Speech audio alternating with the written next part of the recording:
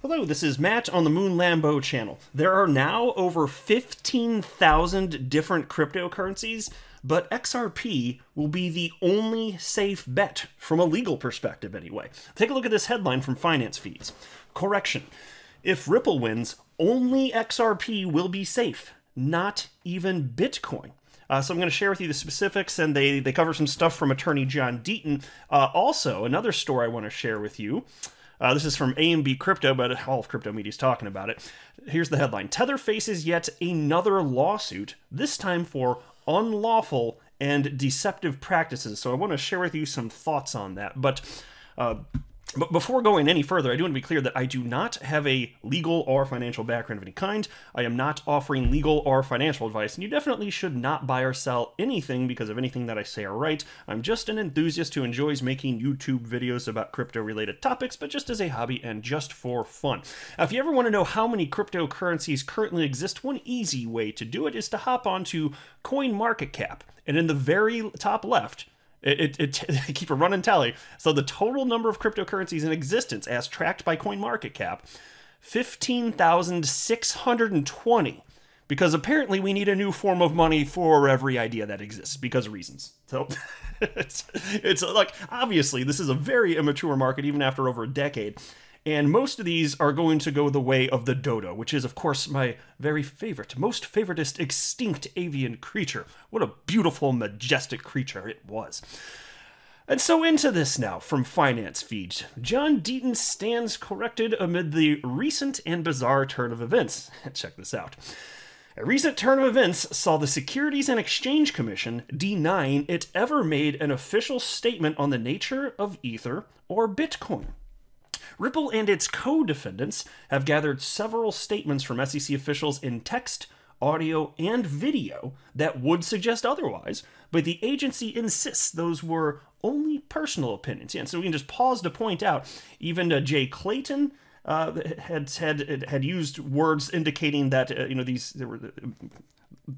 even the approach to Bitcoin was officially an SEC position. Even and you know what? Obviously, he didn't mean to say that. I don't think. I think that he slipped up and told the truth. That's what I think. Because their whole narrative that they're trying to follow through with even now is that anytime anything along those lines was said, somebody said, I don't think Ether or Bitcoin's a security, it's just a personal opinion of that individual. Of course, they trot out Billy Hinman on the Yahoo stage, and it was interpreted the way that the SEC intended it to be interpreted, which is to say that crypto media and mainstream media took what Billy Hinman said, as official decree from the SEC, despite that little one-line throwaway of "this is just my personal opinion." And then he went on TV and used words like "we" and "where," we are, to indicate that's what the SEC officially thought. And then also on top of that, don't forget this too, the Billy Hinman speech in June of 2018. Turns out, and this is a fact, Jay Clayton actually had an impact on the speech itself. He shared his own ideas, and that made it through. But somehow, the top guy at the SEC doing that somehow is not an official position of the SEC because they say it's not? Well, the SEC is not a sentient creature, okay? It's not like this SEC thing is just alive, and it's some non-human thing with a brain. No. If not opinion from the very top of the SEC, then what is an official position? It's just not because they say no? No. I don't buy that garbage. Anyway, the piece continues, though. Bitcoin safe? ? John Deaton stands corrected. XRP holders attorney John Deaton has recently commented on the necessary conditions for a win-win situation for both Ripple and the SEC. In particular, the importance of a couple of rulings and a bull market to transform XRP into the only altcoin with regulatory clarity in the United States, while allowing the SEC to score a huge sum on settlement. According to John Deaton's theory, if Ripple wins the lawsuit, only Bitcoin and XRP will be safe from the securities regulator. So since those words, the SEC said it has not officially declared Bitcoin and Ethereum as compliant cryptos, although there are many public videos that show top SEC figures, including Bill Hinman and ex-SEC Chair Jay Clayton, explicitly commenting on the two coins on behalf of the agency. not to mention the famous Hinman's 2018 speech. Yeah, and by the way, you know what? I always found this funny, too, because anytime Jay Clayton was asked about XRP or any other coins, like, he'd say, I'm not going to comment on individual coins here, but then he went on to comment on individual coins, including Ethereum and Bitcoin. So I just, oh my God, these asshats, they're just trying to have it both ways, and they think that we're stupid. STLLPID, stupid, but we are not. And I don't think they're stupid either. I just think they're really bad people. That's why they don't care that their actions are harming individual investors, despite the fact that part of their mission is supposed to be to protect investors. They don't care. They absolutely don't care. Whatever benefits them, that's what they're going for. Peace continues, though. This seems to be quite a bizarre turn of events that, if holding true, John Deaton will stand corrected in regard to his prediction. Bitcoin is no longer safe from a potential SEC enforcement action.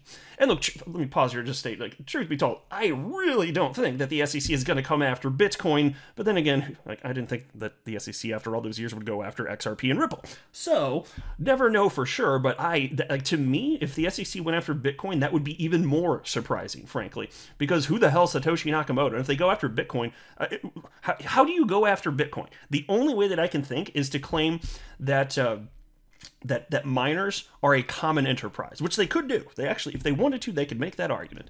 And then, because that's an important prong of the Howey test. You know, you got the investment money, the expectation of profits on the efforts of others with a common enterprise on the miners.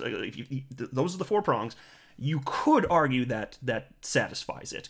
That's the only way to go after it here. So, yeah, technically, Bitcoin certainly not safe. But that's why, you know, once we do, and we're going to get, one way or another, there's going to be clarity around XRP.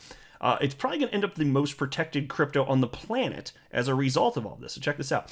The SEC's unstable positions may weigh on Judge Sarah Netburn's decision to rule in favor of Ripple's motion to compel the SEC to hand over the documents about their thoughts on Bitcoin, Ethereum, and XRP. Such ruling would be critical for a potential win on the fair notice defense, and could lead to John Deaton's prediction, except for the Bitcoin part. And so, indeed, if this happens, think over 15,000 freaking cryptocurrencies on the planet, XRP will be the most protected. And what's that going to mean? In particular, for price action and adoption.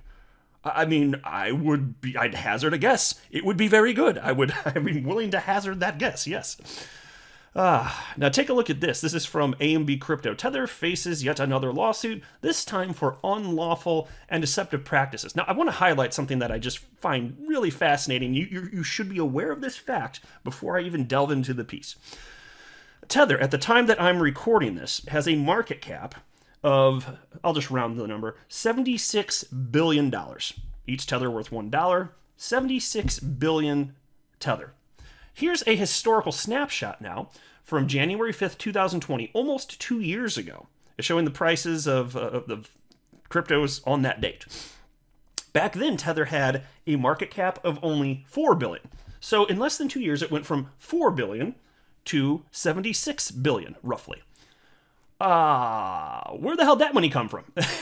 Where the hell? There's not sufficient transparency, and you'll see why they're getting slammed here. Oh, and by the way, just for fun, since I've got this up, worth mentioning in case you're not looking at the screen, on that date, January 5th, 2020, XRP was only 19 cents.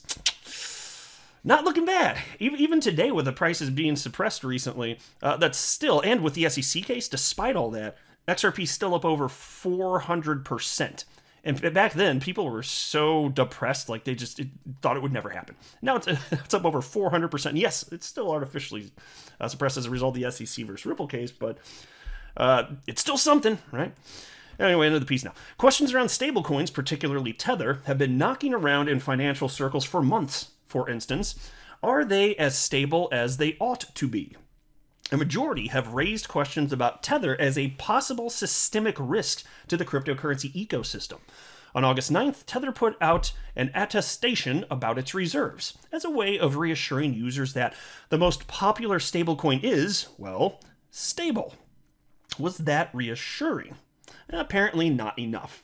Thereafter, a series of controversies have gripped Tether's executives. Here's the latest development in that story.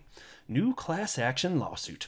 Tether has been hit with a new class action lawsuit. Plaintiffs Matthew Anderson and Sean Dolifka filed a lawsuit in the United States District Court for the Southern District of New York.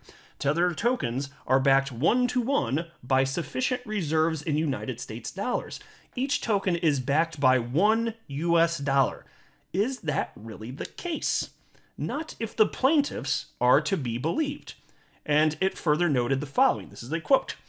Two regulatory agencies, the New York State Attorney General and the Commodities Futures Trading Commission, found that defendants had misrepresented the backing of Tether tokens, and in fact, defendants did not maintain the same amount of reserves as Tether tokens in circulation. At times, defendants had no reserves whatsoever. So let me pause.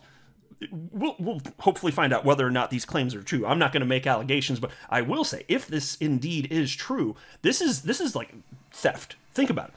If you have the power, you're in charge of Tether, you have the power to create as much Tether as you want, and I just showed you, went from, in less than 2 years, 4 billion Tether to 76 billion Tether. If you're printing this, and if it's not backed entirely, or even if it's backed to some degree, but not entirely, you're printing these Tether coins, and what are you doing with them? Well, they're ending up purchasing Bitcoin and other cryptocurrencies, aren't they?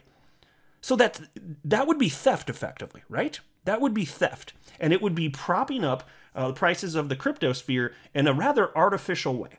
So this is actually a big story. In Bitcoin maximalists, they pretend that this is nothing more than FUD, fear, uncertainty, and doubt. And not only that, it's fear, uncertainty, and doubt, but there's nothing actually to it.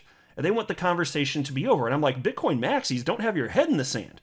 Like, if this is true, you should want to be aware of this to flush this out. And there have been allegations for years on this stuff. So I'm not pretending to know, but I'm just highlighting that if this is the case, this is like a gigantic, absolutely gigantic story. It's major theft and an artificially propped up crypto market globally. That's what that would mean. It would be that big of a deal. Anyway, piece continues. More accusations followed, such as the company continues with its unlawful and deceptive practices, that it lied about its stablecoin being backed 1-to-1 by sufficient dollar reserves, and suppressed information about failing to undergo routine audits. Further, and here's a quote, the above unfair and deceptive acts and practices by defendants were immoral, unethical, oppressive, and unscrupulous. That does sound very lawyery, doesn't it? It's just... I don't even know what else to say about it. It's just, because here's the thing, like Tether, they're not being sufficiently transparent. And I know that's true. So if everything's all hunky-dory, everything's fine, what's with the lack of transparency? That's the only part that makes me uneasy about all of this. So anyway, I just wanted to report on it. I'll keep letting you know what happens as things unfold, but this could be like a story on par with what's happening with the SEC going after Ripple. If this is indeed the case. So we'll see. But I'll wrap up here for now. I am not a financial advisor. You should not buy or sell anything because of anything that I say or write. That would be a very, very, very bad idea. Until next time, to the moon, Lambo.